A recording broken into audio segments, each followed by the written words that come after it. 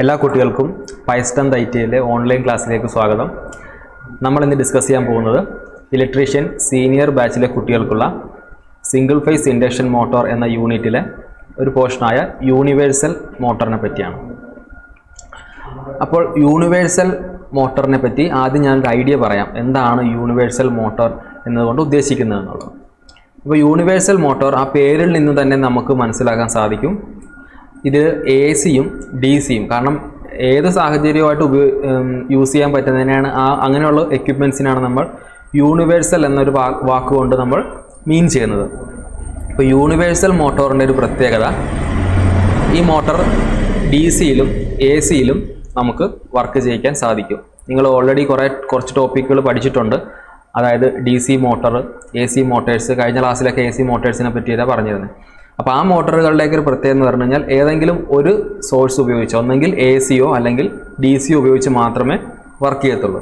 പക്ഷേ യൂണിവേഴ്സൽ മോട്ടോറിൻ്റെ പ്രത്യേകത എന്താണെന്ന് വെച്ച് കഴിഞ്ഞാൽ അത് എ സിയിലും ഡി സിയിലും വർക്ക് ചെയ്യും. അപ്പോൾ അതിന് കുറച്ച് ഫീച്ചേഴ്സും കുറച്ച് അറേഞ്ച്മെൻറ്റ്സും ഒക്കെ വ്യത്യാസമുണ്ട്. അപ്പോൾ ഞാൻ ജസ്റ്റ് ഇൻട്രൊഡക്ഷൻ വായിക്കാം.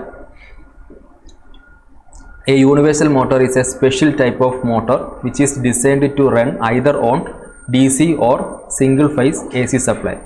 അപ്പോൾ 3 ഫേസിൽ വർക്ക് ചെയ്യത്തില്ല, സിംഗിൾ ഫേസ് എ സി സപ്ലൈയിലും ഡി സി സോഴ്സിലുമാണ് യൂണിവേഴ്സൽ മോട്ടർ വർക്ക് ചെയ്യുക.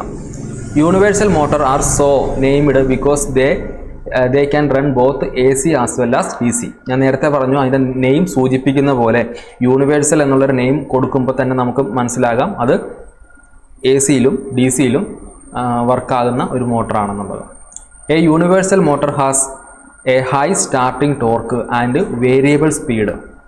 പിന്നെ യൂണിവേഴ്സൽ മോട്ടറിൻ്റെ മറ്റൊരു പ്രത്യേകത എന്ന് വെച്ച് കഴിഞ്ഞാൽ ഇത് ഹൈ സ്പീഡിൽ വർക്ക് ചെയ്യും. എപ്പോഴും നമ്മൾ പറയാറുണ്ട് ഡേഞ്ചറസ്ലി ഹൈ സ്പീഡിൽ ആണ് എന്ത് വർക്ക് ചെയ്യുന്നത്, യൂണിവേഴ്സൽ മോട്ടോർ വർക്ക് ചെയ്യുന്നത്. പിന്നെ മറ്റൊരു പ്രത്യേകത എന്ന് പറഞ്ഞു കഴിഞ്ഞാൽ നമുക്കിതിൻ്റെ സ്പീഡ് കൺട്രോൾ ചെയ്യാൻ പറ്റും. ലോ സ്പീഡ് തൊട്ട് ഹൈ സ്പീഡ് വരെ നമുക്ക് അച്ചീവ് ചെയ്യാൻ യൂണിവേഴ്സൽ മോട്ടോർ കൊണ്ട് സാധിക്കുന്നതാണ്. Such motor runs at dangerously high speed during no load. അതായത് ലോഡ് ഒന്നും നമ്മൾ അപ്ലൈ ചെയ്യാത്തൊരു കണ്ടീഷനിൽ യൂണിവേഴ്സൽ മോട്ടോർ എന്ന് പറയുന്നത് ഡേഞ്ചറസ്ലി ഹൈ സ്പീഡിൽ വർക്ക് ചെയ്യും. അപ്പോൾ ഇതാണ് ഒരു യൂണിവേഴ്സൽ മോട്ടോറിൻ്റെ ബേസിക് ആയിട്ടുള്ള ഐഡിയ എന്താണ്. അതായത് അത് എ സിയിലും ഡി സിയിലും വർക്ക് ചെയ്യുന്നുണ്ട്, അതുകൊണ്ടാണ് അതിന് പേര് വന്നത്. പിന്നീട് അതിൻ്റെ ക്യാരക്ടറിസ്റ്റിക്സ് എന്ന് പറഞ്ഞു കഴിഞ്ഞാൽ ഹൈ സ്പീഡായിരിക്കും അതിന് ഉണ്ടാവുക. നോ ലോഡ് കണ്ടീഷനിൽ അത് ഡേഞ്ചറസ്ലി ഹൈ സ്പീഡിൽ റൺ ചെയ്യും. The universal motor is basically a series DC motor which is specially designed to operate on AC as well as on DC. അപ്പോൾ യൂണിവേഴ്സൽ മോട്ടോർ എന്ന് പറയുന്നത് ഒരു ബേസിക്കലി അതൊരു ഡി സി സീരീസ് മോട്ടറാണ്. ഇനി അത് A സിയിൽ കൂടി വർക്ക് ചെയ്യിപ്പിക്കാൻ വേണ്ടി നമ്മൾ കുറച്ച് അറേഞ്ച്മെൻറ്റ്സ് കൂടെ അതിലേക്ക് ആഡ് ചെയ്യുന്നുണ്ട്. അതായത് ഡി സിയിൽ വരാത്ത കുറച്ച് കാര്യങ്ങൾ എ സിയിൽ വരുന്നുണ്ട്. അതായത് റിയാക്റ്റൻസ് പോലെയുള്ള കാര്യങ്ങൾ എവിടെ വരുന്നുണ്ട്, എ സിയിൽ വരുന്നുണ്ട്. അപ്പോൾ ആ സമയത്ത് ആ മോട്ടോർ വർക്ക് ചെയ്യാൻ വേണ്ടിയിട്ട് നമ്മൾ സ്പെഷ്യലായിട്ട് കുറച്ച് എന്ത് കൊടുക്കുന്നുണ്ട്, അഡീഷണൽ ചേഞ്ചസ് നമ്മൾ വരുത്തുന്നുണ്ട്. പക്ഷേ ബേസിക്കായിട്ട് പറയുകയാണെങ്കിൽ എന്താണ്, ഡി സി സീരീസ് മോട്ടോർ തന്നെയാണ് എന്ത് ഒരു യൂണിവേഴ്സൽ മോട്ടോർ എന്ന് പറയുന്നത്.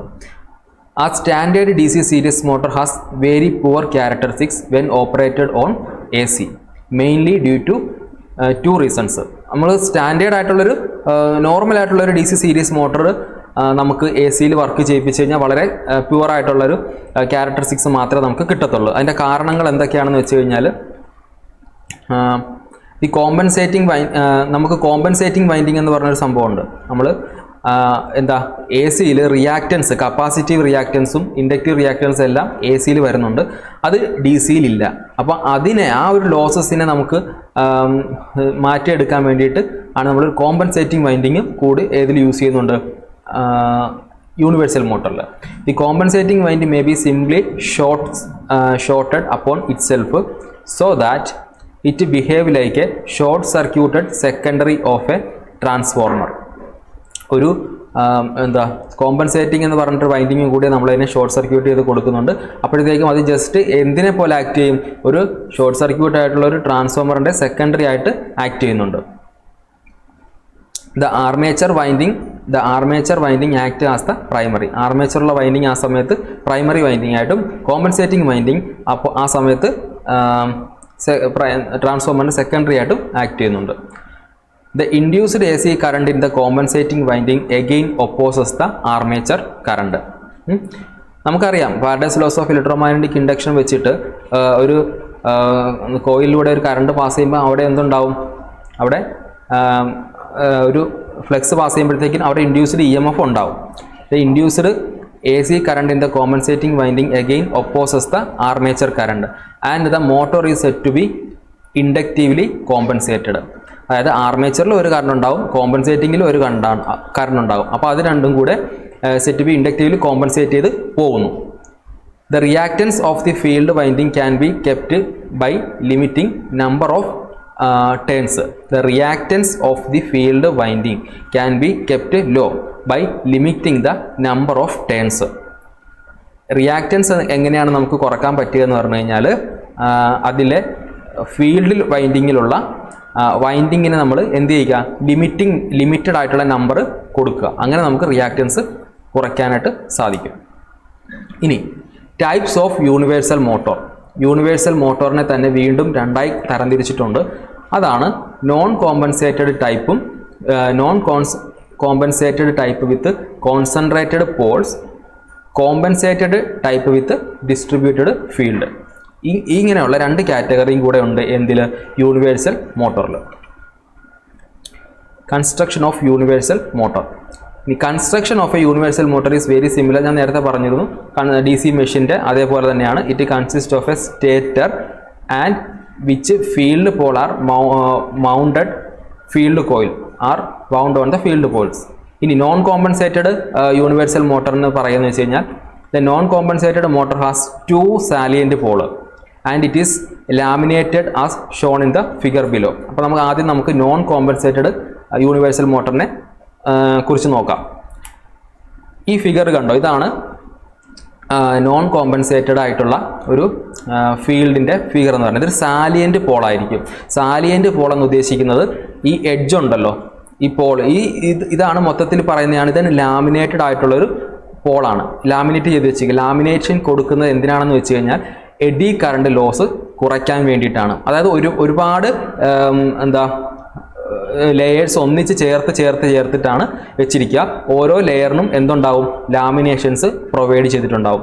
അപ്പോൾ ഇവിടെ ഈ സാലിയൻറ്റ് പോൾ എന്ന് പറഞ്ഞു കഴിഞ്ഞാൽ ഈ ആർമേച്ചർ, ഈ റോട്ടറിലേക്ക് ഇങ്ങനെ എഡ്ജ് ഇങ്ങനെ തള്ളി നിൽക്കുന്ന ആ ഒരു ടൈപ്പ് പോൾസിനെയാണ് നമ്മൾ എന്ത് പറയുക, സാലിയൻറ്റ് പോൾ ടൈപ്പ് എന്ന് പറയുക. കോമ്പൻസേറ്റഡിൽ നമ്മൾ സാലിയൻറ്റഡ് പോൾ ടൈപ്പ് ആയിരിക്കും ഫീൽഡാണ് നമ്മൾ യൂസ് ചെയ്യുക. The high reactance of both the armature and field winding limit AC current to a much lower value than DC current in the same line voltage. If a solid steel is used for stator, അപ്പോൾ നമ്മൾ നേരത്തെ കണ്ട ആ figure എന്ന് പറഞ്ഞാൽ solid സ്റ്റീലാണ് നമ്മൾ ഇത് ഉണ്ടാക്കാനായിട്ട് ഉപയോഗിച്ചിരിക്കുന്ന മെറ്റീരിയൽ എന്ന് പറയുന്നത്. Solid steel is used for the stator frame. AC flux will produce a large eddy current in the frame with the consequent heating. അപ്പോൾ AC നമ്മൾ കൊടുക്കുമ്പോഴത്തേക്കിനും ACയിലുള്ള ഫ്ലക്സ് എന്ന് പറയുന്നത് produce a large eddy current ഉണ്ടാക്കുന്നുണ്ട് frame with the consequent heating. ഇനി to ensure satisfactory operation of the universal motor from an AC power source some modifications are necessary. ഞാൻ നേരത്തെ പറഞ്ഞു DC series motor തന്നെയാണ് എന്ത് universal മോട്ടറായിട്ട് act ചെയ്യുന്നത്. അതിലേക്ക് നമ്മൾ AC അപ്ലൈ ചെയ്യുമ്പോൾ നമ്മൾ കുറച്ച് ചേഞ്ചസ് അല്ലെങ്കിൽ മോഡിഫിക്കേഷൻസ് വരുത്തിയതിന് ശേഷം മാത്രമേ നമുക്ക് എന്ത് കൊടുക്കാൻ പറ്റത്തുള്ളൂ, AC സപ്ലൈ അപ്ലൈ ചെയ്യാൻ പറ്റത്തുള്ളൂ. ആ മോഡിഫിക്കേഷൻ എന്തൊക്കെയാണെന്നാണ് പറയുന്നത്. The reactance of the series field and armature winding must be reduced as much as practicable. അപ്പോൾ നമുക്കറിയാം DCക്ക് എന്ന് പറഞ്ഞു കഴിഞ്ഞാൽ റിയാക്റ്റൻസ് എന്ന് പറഞ്ഞ സംഭവം ഇല്ല. അതായത് ഇൻഡക്റ്റീവ് റിയാക്റ്റൻസും ഉണ്ടാവില്ല, കപ്പാസിറ്റീവ് റിയാക്റ്റൻസും ഉണ്ടാവില്ല. പക്ഷേ നമ്മൾ AC അപ്ലൈ ചെയ്യുമ്പോഴത്തേക്കും അവിടെ റിയാക്റ്റൻസ് എന്ന് പറയുന്ന ഒരു അഡീഷണൽ കാര്യം കൂടെ വരുന്നുണ്ട്. അപ്പോൾ അതിനെ നമ്മൾ മാക്സിമം എന്ത് ചെയ്യിക്കുക, റെഡ്യൂസ് ചെയ്യിക്കുക. ദ റിയാക്റ്റൻസ് ഓഫ് സീരീസ് ഫീൽഡിൻ്റെ ഉണ്ട്, ആർമേച്ചർ വൈൻഡിങ്ങിനുണ്ട്, മസ്റ്റ് ബി റെഡ്യൂസ്ഡ്. അത് എന്തായാലും നമ്മൾ കുറയ്ക്കാനുള്ള ഇത് കൊടുക്കണം. ആസ് മച്ച് ആസ് പ്രാക്ടീസബിൾ, എന്തോരം ഉണ്ടോ അത്രയും തന്നെ കൊടുക്കുക. The reactance of the series field winding can be somewhat reduced by using fewer turns of heavier wire. Fewer turns എന്ന് പറഞ്ഞാൽ എന്താ, വളരെ കുറച്ച് ടേൺസ് കൊടുക്കുക. എങ്ങനത്തെ, ഹെവി ആയിട്ടുള്ള വയർ വെച്ചിട്ട്, അതായത് തിക്നെസ് കൂടിയ വയർ നമ്മൾ യൂസ് ചെയ്തിട്ട് എന്ത് കൊടുക്കുക, വളരെ കുറച്ച് നമ്പർ ടേൺസ് കൊടുക്കുക. അപ്പോൾ റിയാക്റ്റൻസ് കുറയ്ക്കാനായിട്ടുള്ള ഒരു മാർഗ്ഗമാണത് എന്ത്, ഹെവി ആയിട്ടുള്ള വയർ കൊണ്ട് വളരെ ഫ്യൂവർ ആയിട്ടുള്ള വൈൻഡിങ്സ് കൊടുക്കുക. However it would not be practical to eliminate the reactance voltage drop due to the series field, since that would be eliminated to the magnetic field. The reactance of the armature winding can be lowered by placing a compensating winding. ഇനി reactance കുറയ്ക്കാനായിട്ടുള്ള മറ്റൊരു method എന്താന്ന് പറഞ്ഞു കഴിഞ്ഞാൽ നമ്മൾ compensated winding provide ചെയ്യാം. The reactance of the armature winding can be lowered by placing a compensating winding on the stator. എവിടെയാണ് നമ്മൾ compensator winding കൊടുക്കുക, സ്റ്റേറ്ററിൽ തന്നെയാണ് നമ്മൾ കോമ്പൻസേറ്റഡ് വൈൻഡിങ് കൊടുക്കുക. So that the flexes opposes or cancel each other. അന്നേരം flexes ഒന്നെങ്കിൽ oppose ചെയ്യുകയോ അല്ലെങ്കിൽ ക്യാൻസൽ ആയി പോവുകയോ ചെയ്യും. This same compensating winding can be connected in series with the armature winding. നമ്മൾ സ്റ്റേറ്ററിലാണ് നമ്മൾ കൊടുക്കുന്നതെന്നുണ്ടെങ്കിലും ഈ കോമ്പൻസേറ്റിംഗ് വൈൻഡിങ് നമ്മൾ ആർമേച്ചറിലും കൂടെ എന്ത് ചെയ്യുന്നുണ്ട്, സീരീസ് ആയിട്ട് കണക്ഷൻ കൊടുക്കുന്നുണ്ട്. In this case the motor is set to be conductively compensated. അന്നേരത്തേക്ക് അത് കോമ്പൻസേറ്റഡ് ആയി പൊയ്ക്കോളും. Under these conditions, the universal motor will have similar operating characteristics whether on AC or DC power.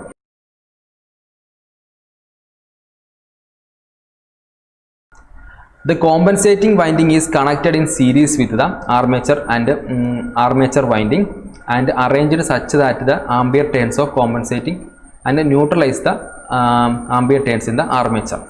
To realize this compensation, the compensating winding is displaced by a 90-degree electrical from the field winding. ഇതാണ് ഒരു നമ്മുടെ universal മോട്ടറിൻ്റെ ഒരു circuit diagram എന്ന് പറയുന്നത്.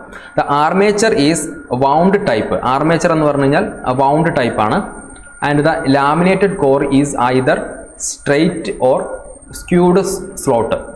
ഒന്നെങ്കിൽ skewed slot കൊടുക്കാം, അല്ലാന്നുണ്ടെങ്കിൽ straight ആയിട്ടും നമുക്ക് കൊടുക്കാം. The leads of the armature winding are connected to commutator. ദ ആർമേച്ചറിൻ്റെ വൈൻഡിങ് നമ്മൾ കമ്മ്യൂട്ടേറ്ററിൽ കൊടുക്കുന്നുണ്ട്. ഇവിടെ ഈ ബ്ലാക്കിൽ കാണുന്ന ആ ഒരു പോർഷനെയാണ് നമ്മൾ ബ്രഷസ് എന്ന് പറയുക. ആ ബ്രഷസ് ടച്ച് ചെയ്ത് നിൽക്കുന്നത് കമ്മ്യൂട്ടേറ്ററിലാണ്. ദ ഹൈ റെസിസ്റ്റൻസ് ബ്രഷസ്, ബ്ലാക്കിൽ കാണുന്നതാണ് brushes. High resistance brushes are used along with this type of motor to help better commutation. An equivalent non-compensated type universal motor is shown in the figure. ഈ കാണിച്ചിരിക്കുന്നത് non compensated type ആയിട്ടുള്ളൊരു universal മോട്ടറിൻ്റെ ഫിഗറാണ്.